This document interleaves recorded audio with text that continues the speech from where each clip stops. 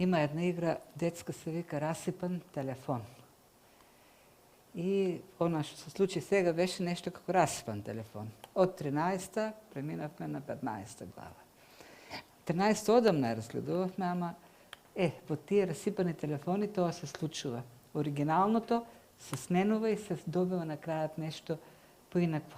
Ја знаете таа игра, сигурно, како деца можеби сте играле, детска игра е, деца се редат во низа, првото дете му шепнува на второто некоја реченица, потоа од уво на уво се пренесва и последното на глас треба да каже што последно чуло и обично последното дете кажува нешто што нема врска со на првото што е кажано.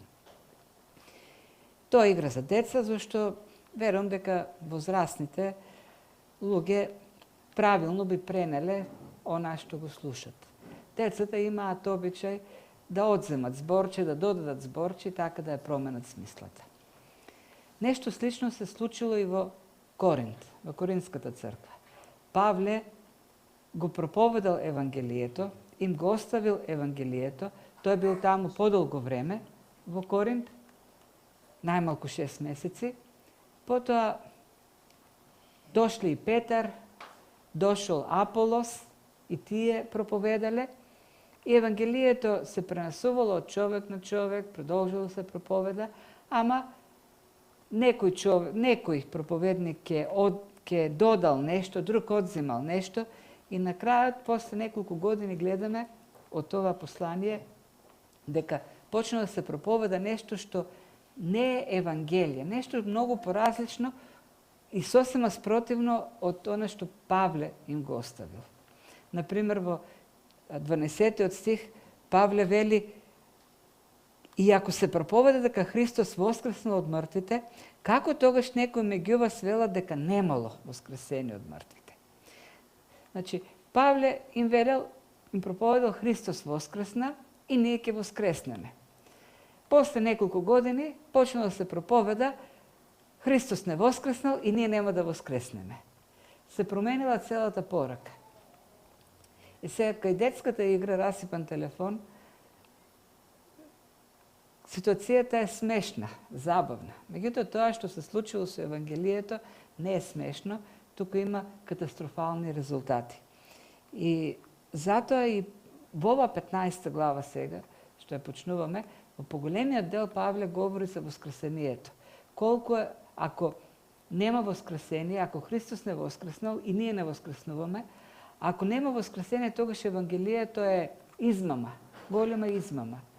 Ако Евангелието е голема измама, тогаш ние сме големи глупаци. Тоа е целата поента. И тоа е убедувањето или докажувањето за вистинитоста на Евангелието е најголем дел од ова 15 глава, но на самиот почеток, во првите 11 стиха, почнува Павле со најосновното, најважното нешто. Ги подсетува на самото Евангелие, на суштината на Евангелието. Ги подсетува на тоа што тој им проповедал, што е сршта на Евангелието, за да им покаже дека тоа што тој го проповедал не е само полно со факти, за да се покаже дека е вистина, не е полно со докази да се покаже дека е нешто вистинито, туку тоа е самата вистина. Евангелието е факт, Евангелието е вистина. Не Евангелието содржи вистини, Евангелието е вистината. И затоа тие треба да се држат до Евангелието, да се проповеда во Евангелието. Кога го изучував овој текст, може би вие сега кога го прочитавме, кога го слушнавме, и додека јас го изучував, се кажав, тоа се најелементарните работи, најосновните работи. Има ли потреба цела проповед да се прави за тие основни работи? Дека Христос умре за нашите гревови, беше погребан, воскресна и потоа се покажа на учениците жив. Тоа е текстот. Најосновните, најелементарните работи. Меѓутоа, факт е дека Евангелието како вистина и како основен факт се губи, често се губи од животот на христијаните. Ние сме заборавливи. Оно од што ние паѓаме, Она на што паѓаме всушност се основните работи. Заборавливи сме и бидејќи сме заборавливи, кога излегуваме да пазаруваме, си правиме список, да не забораваме, да не пропуштиме нешто. Си правиме подсетници за тоа што ќе се случува, за активностите што ќе ги имаме во текот на неделата, за средбите што ќе ги имаме, зашто забораваме, да не се случи да пропуштиме нешто.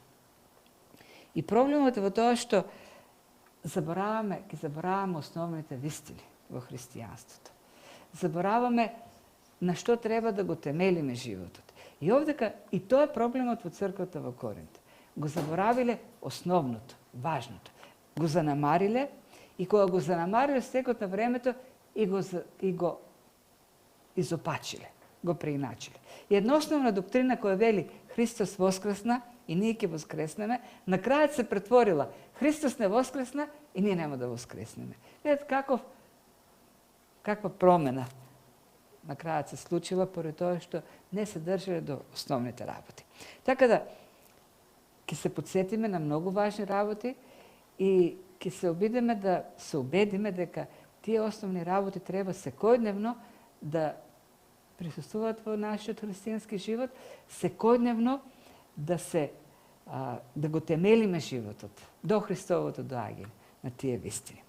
И што кажува основни работи? Што е Евангелието? Што е, или така народски кажано, што чудо е тоа Евангелието?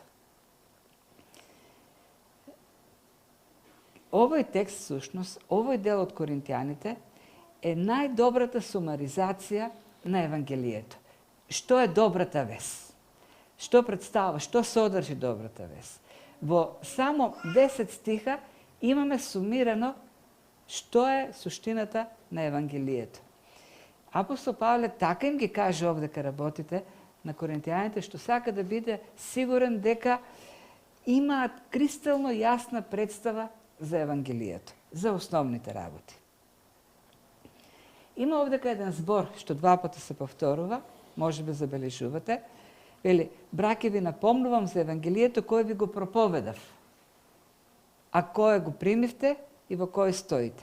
Преку него и се спасувате, ако го држите како што ви проповедав, пак кажува проповедав, освен ако не сте поверувале напразно.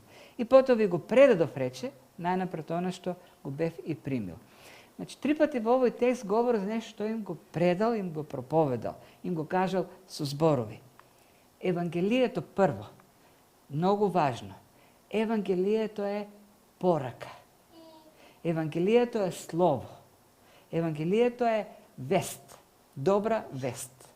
Тоа буквално зборот Евангелие буквално значи добра вест. Како што се вика в нашата црква. Тоа е вест, а секоја вест се кажува. Веста не може да се пренесе ако не се каже.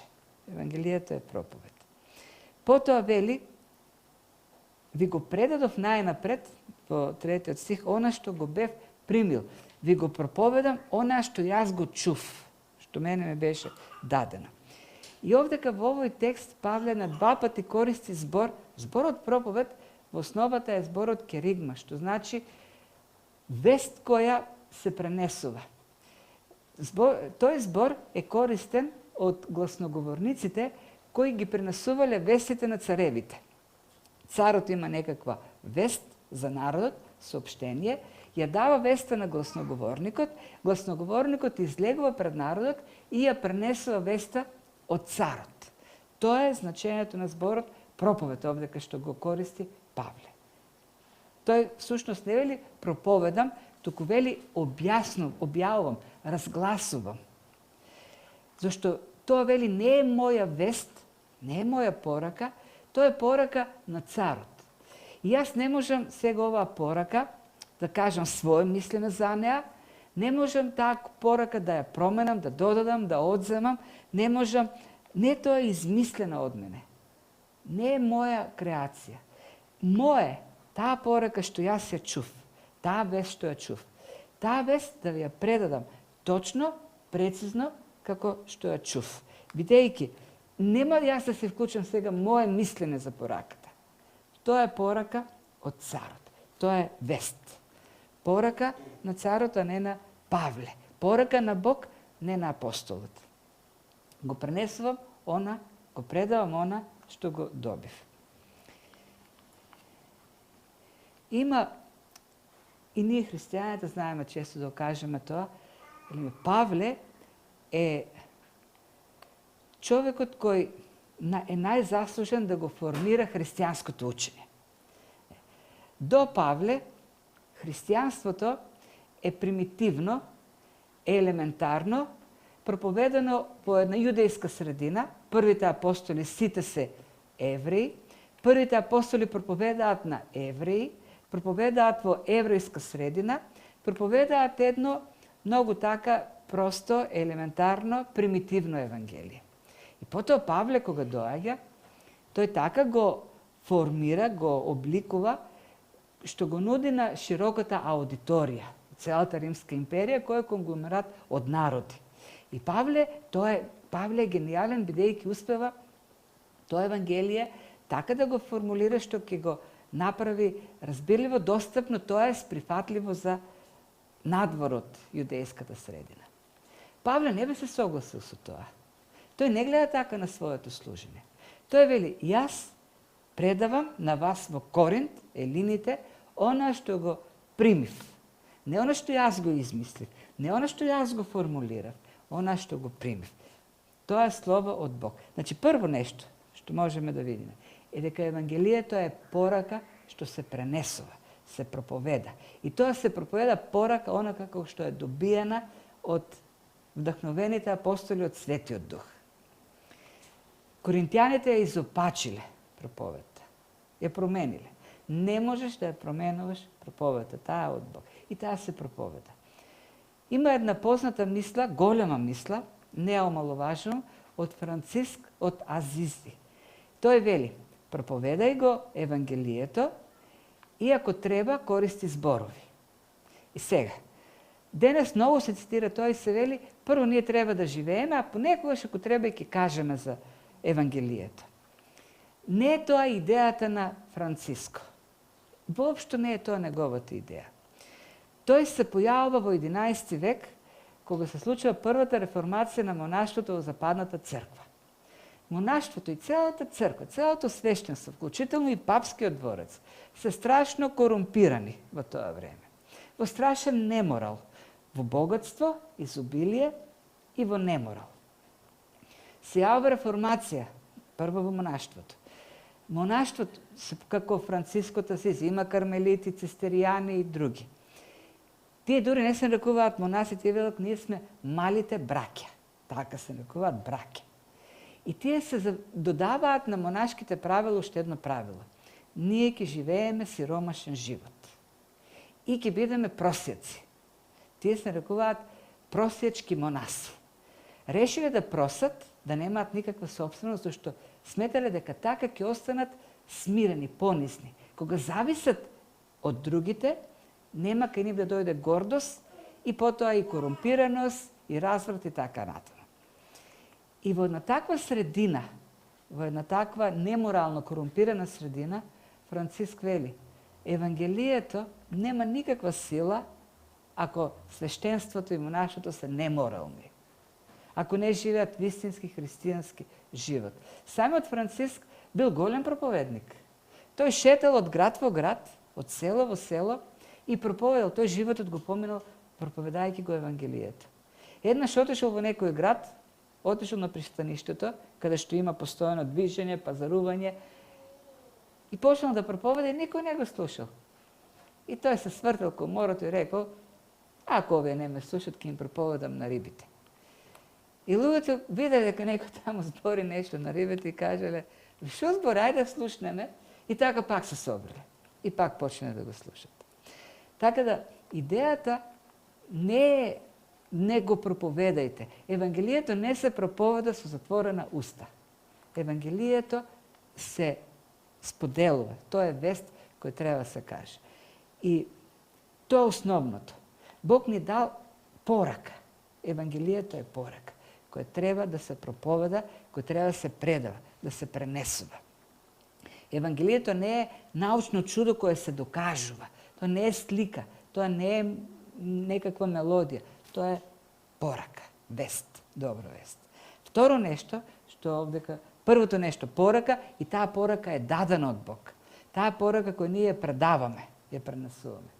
Друго нешто, што овдека пишува, е дека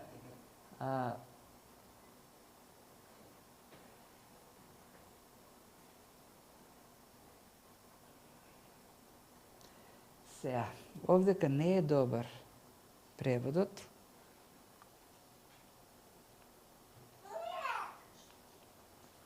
Да, во третиот стих. Ви го предадов најнапред она што го бев примил.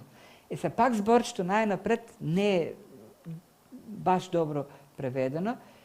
Во некои преводи постои најважното, од првостепена важност. Тамо така ли е? Most important или не е? Третиот стих. А немаш, добро. Зборот е протус овдека. Не е вообичаен збор.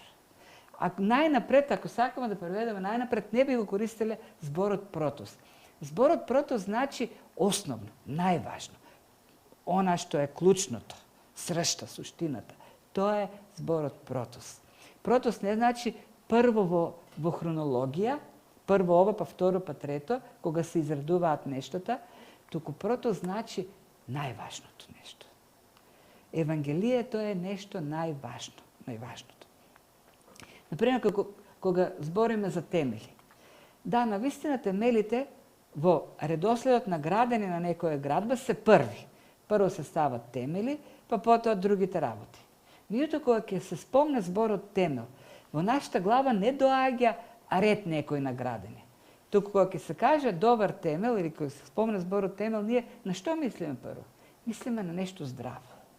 Ако на нешто важно. Ако нешто нема добри темели, значи се останато нема да биде издржливо. Тоа е зборот овдека што Павле го користи. Вели, јас кога дојдов кај вас, ви го дадов најважното. Она што го бев примил, ви го предадов, суштинското, најважното.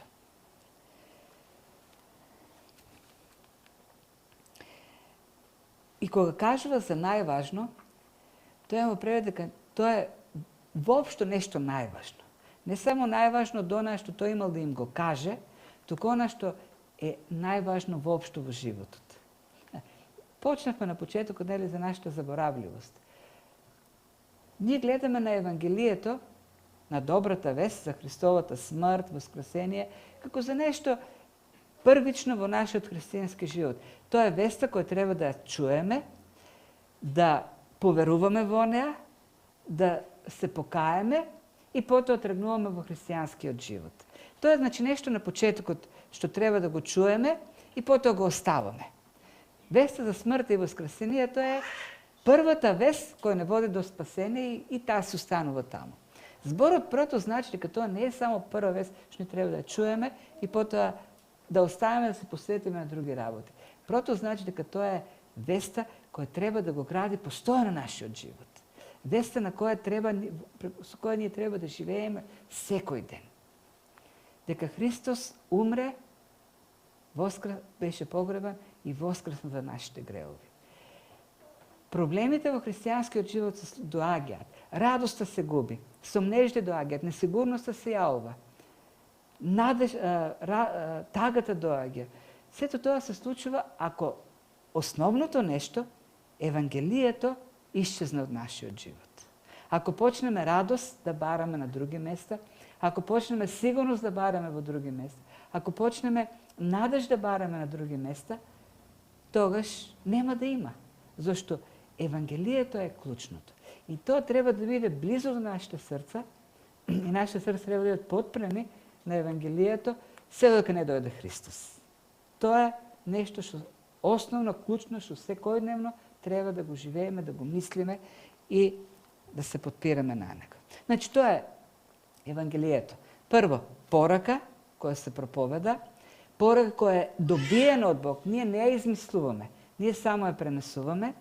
И трето, тоа е основната порака во животот. Основната вест која треба секојдневно да ја живееме.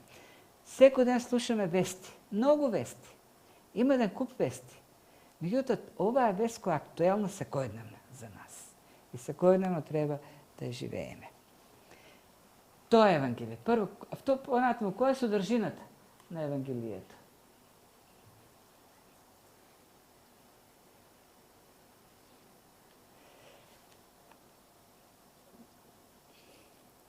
Личноста која прави се во таа вест, добра вест, е Христос. Тој умре, тој беше погребан и тој воскресна. Христос. Така, Евангелието не е моето сведоштво. Да, јас треба да имам сведоштво за моето спасение преко Евангелието. Меѓутоа, самото сведоштво не е Евангелие. Евангелие не е ни дури покана, понуда за променет живот. Да, Евангелието кое со вера примено во срцето ќе доведе до променет живот. Но не Евангелието сакаше да имаш сменет живот. Не, тоа не е Евангелието. Евангелието не е дури и треба да направиш сега, да поверуваш, да покажеш. И тоа не е Евангелие. Евангелието е фокусирано на личноста на Христос. Не оно што ние го правиме, не оно што ние го со нас се случува. Евангелието е оно што Христос го прави. Добрата вест е оно што е дејството на Христос, самиот Христос. Христос дојде. Тоа е добрата вест. Христос дојде и бидејќи тој дојде, ние можеме сега да бидеме со него. Ние можеме да имаме заедништво со него. Ние можеме да имаме врска со него. Тоа е првото и основното во Евангелието. Христос. Христос, самиот Христос е добрата вест. И што направи Христос? Умре. Второто, кое е во тоа Евангелие важно? Кое е второто нешто во содржината на Евангелието? Тој умре, тој беше погребан и тој е воскреснан. Но зошто? За нашиот греф. Второто клучно нешто во Евангелието е гревот. Третото има повеќе дејства, но тие дејства се напразни. Важно е зошто тие дејства се направени. Дејства се многу важни, без нив нема Евангелие. Меѓутоа, клучно е зошто се направени тие дејства. Гревот е второто во веста, во таа добра вест. Веста за гревот не е добра вест, но во целиот контекст станува добра вест. Зошто е важна таа вест? Зошто Евангелието е нешто најважно или најважната вест? Зашто најголемиот проблем на човекот е гревот. Човекот има многу проблеми. Човекот има многу девијации. Има политички, економски, социјални, културни, криминални, секакви. Меѓутоа, проблемот со сите овие гревови е што кога збориме за нив, во главата ни е човекот, неговиот проблем, неговото однесување и обично говорим има проблем, човекот треба да се смени да си го реши проблемот. Гревот говори за нешто друго. Гревот говори не за проблем на човекот, туку гревот говори за проблем што човекот си го има со Бог. Гревот всушност е осудата. Во гревот човекот стои пред Бог обвинет и осуден. Во гревот човекот стои пред судија кој изрекол пресуда.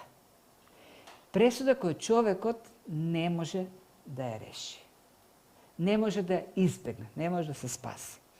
И затоа овдека устари говори, вклучува во Евангелието, го вклучува гревот. Гревот е вина пред Бог. Гревот е сериозен проблем. Гревот не го разгледува човекот како човек и неговите проблеми што се ги има со животот. Гревот го разгледува човекот во односот со Бог како судија. И тоа е сериозниот проблем, или најсериозниот проблем. Затоа Евангелието за Исус Христос е најважното.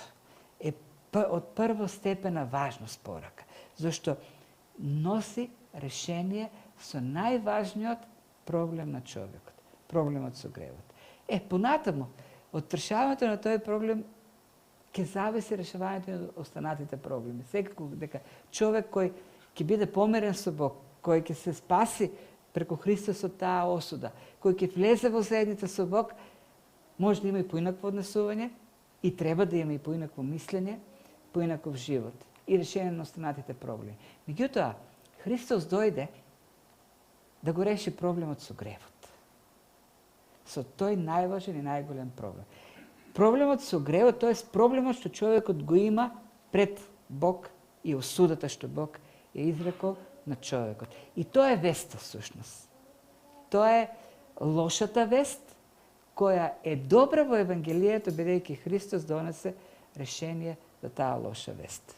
Знаете, за да има добра вест, треба да има лоша вест.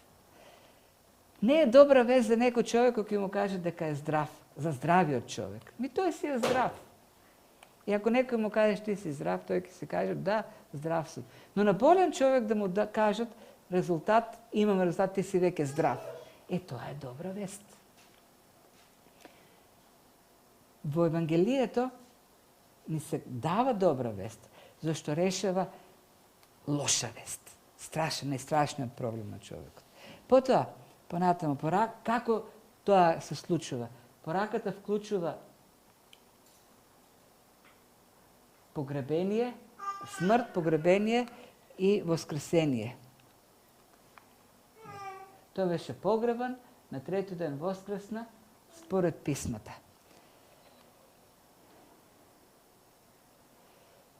И тоа е добрата вест, зашто нашата лоша вест стана лоша вест за самиот Христос. Тој на крстот ја зеде осудата, пресудата, извршувањето на пресудата. Оној кој не знаеше за грев, стана грев за нас, за ние да бидеме оправдани. Праведниот стана неправеден со нашата неправда. Тој умре за нашите гревови, тој победоносно воскресна, донесе победа над смртта, така да во него ние сме прогласени за праведни и прифатени. Не со нашата праведност, туку со неговата. Затоа Евангелието е добрата вест. Евангелието го содржи механизмот за решавање на најголемиот проблем на човекот. Веста за гробот, за смртта, за раснувањето, не се добри, пријатни во суштина. Но во контекст на Евангелието тие се добри вести зашто решаваат сериозен проблем. И потоа вели пораката, сето тоа се случи според писмата. Два пати во овие два збора Павле вели според писмата, како што беше напишано во Стариот Завет. Она што го направи Бог е дело на Бог според Божиот план. Што значи тоа? Денес е популарно луѓето да се повикуваат на волјата на народот. Тоест, ајде да го видиме јавното мислење какво е, нели? И според јавното мислење ние да креираме политика. Павле вели, јас тоа што ви го проповедам е според писмата, како што е откриено од Бог. И она што Бог го направи, не го направи според јавното мислење, тој не направи анкета, не види што сакат луѓето, туку Бог направи она што знае дека им треба на луѓето. Според писмата. Во целиот Стар Завет, Бог откриваше што му треба на човекот. Ако ги прашаше луѓето што ви треба, можеби ќе каже, ами да ни пратиш некој што ќе ги решава материјалните проблеми на сите. Така да сите ќе имаат пари и никој пат нема да има сиромаштија. Ако во Македонија ги прашате, може би кажем, Бог најдобро ќе беше да прати некој политичар, или некој што не краде, или судија, некој што суди праведно.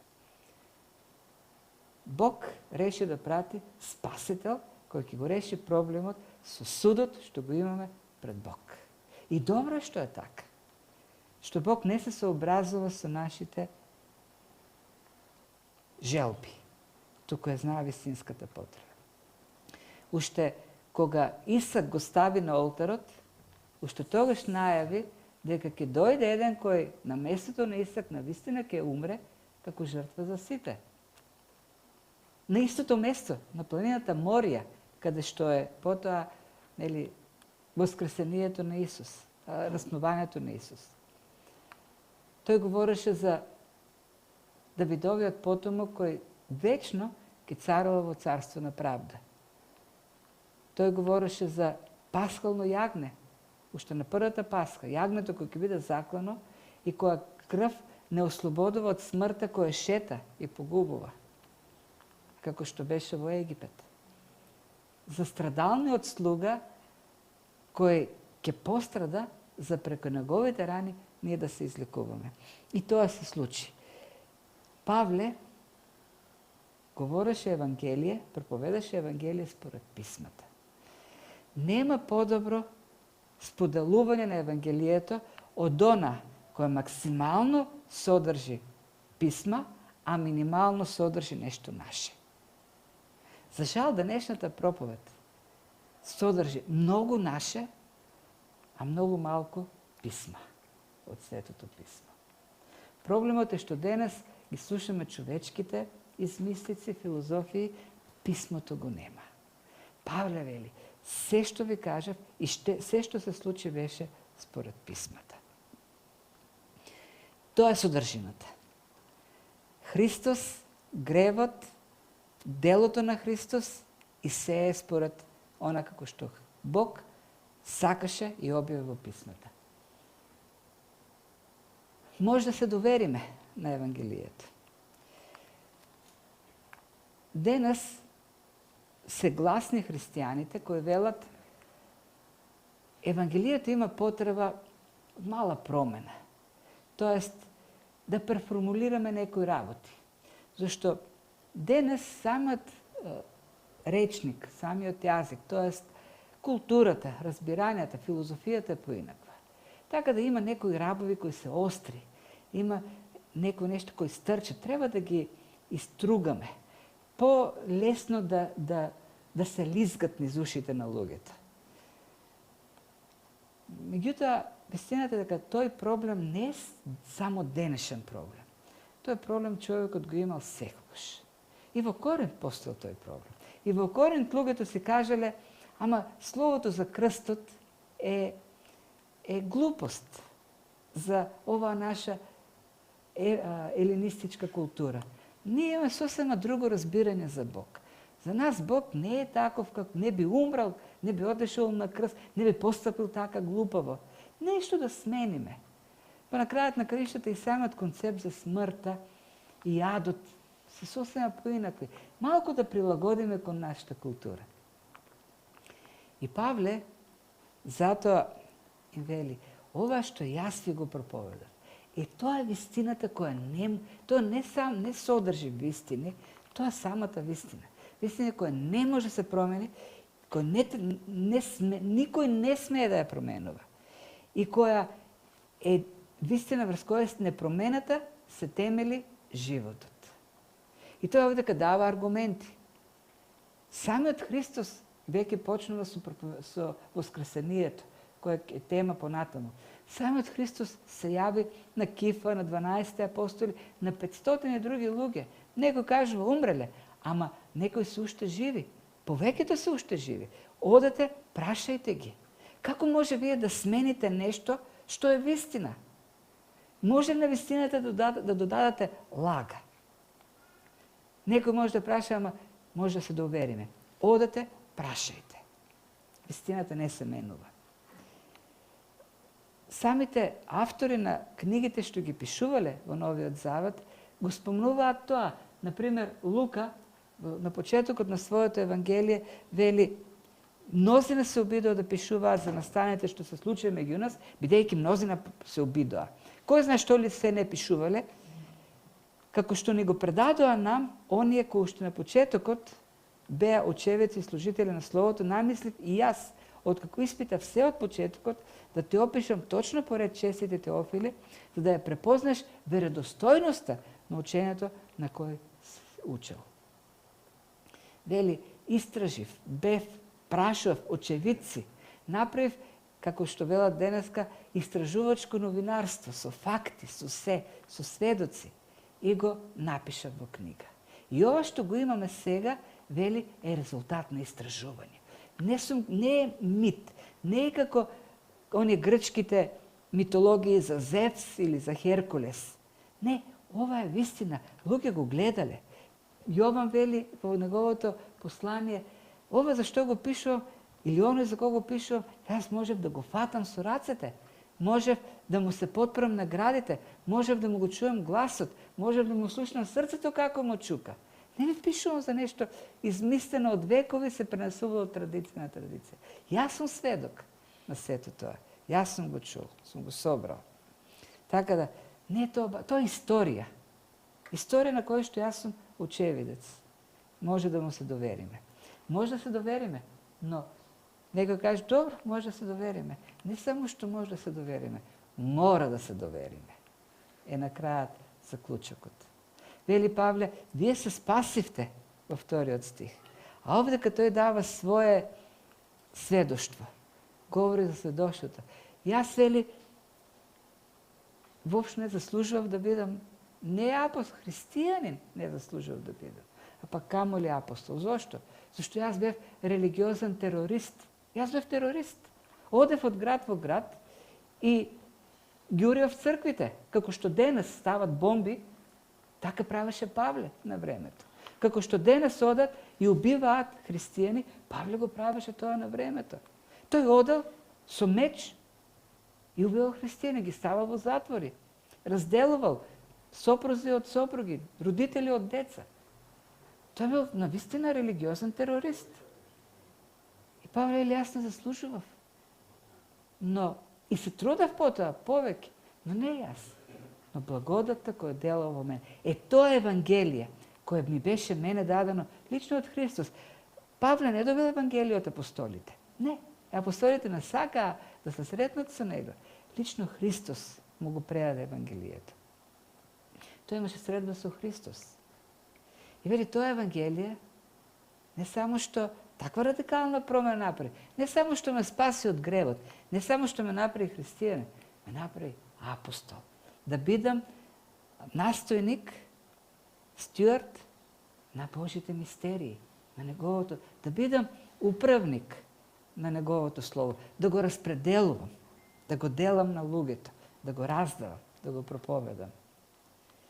Иако Евангелието може да направи радикална промена со човек како Павле, тоа може со секој да направи промена. Затоа, да, можеме целосно се довериме. Не само што можеме, мора да се довериме. Зашто без Евангелието нема решение за проблемите на човекот. Нема решение за основниот проблем. Факт е, ние сме под Божиот суд. Факт е дека ние сме не само под Божиот суд, ние сме осудени со пресуда.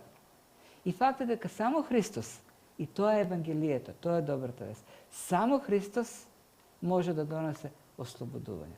А ослободувањето од тој суд значи целосна трансформација на се, на целиот живот. И тоа е Евангелието. И таа вест треба да се проповеда. Како што Павле ревносно проповедаше, зашто знаеше дека ако не проповеда, луѓето остануваат под суд. Така и ние треба да ја проповедаме. Зашто знаеше дека тие луѓе ќе се останат во темнина. Тие луѓе ќе се останат без надеж, без Бог. Знаеше дека тие луѓе ќе се останат во очај. Тоа што беше го добил, тоа го предаваше, го проповедаше. Така тие се спасија, вели Павле. Така самиот тој беше променет. Вели, така проповедав, така поверувавте. Така треба ние да проповедаме и така ќе поверуваат другите. Христос е пораката. Гревот е пораката. Делото на Христос. Најважната порака е најважната проповед. Ако ние не проповедаме, како ќе се спасат? Ако не чујат Слово, ако не го чујат Евангелието, како ќе се спасат? Тоа е есенцијата на Евангелието. Може би 10-11 најважни, концентрирани со вистини стихови во целото писмо. Господ да ни дава мудрост и да ги осознаваме тие работи, и да ги живееме, да го градиме животот на Евангелието и да проповедаме. Тоа Евангелие да го предаваме на другите верно точно, ясно, како што е предадено на апостолите.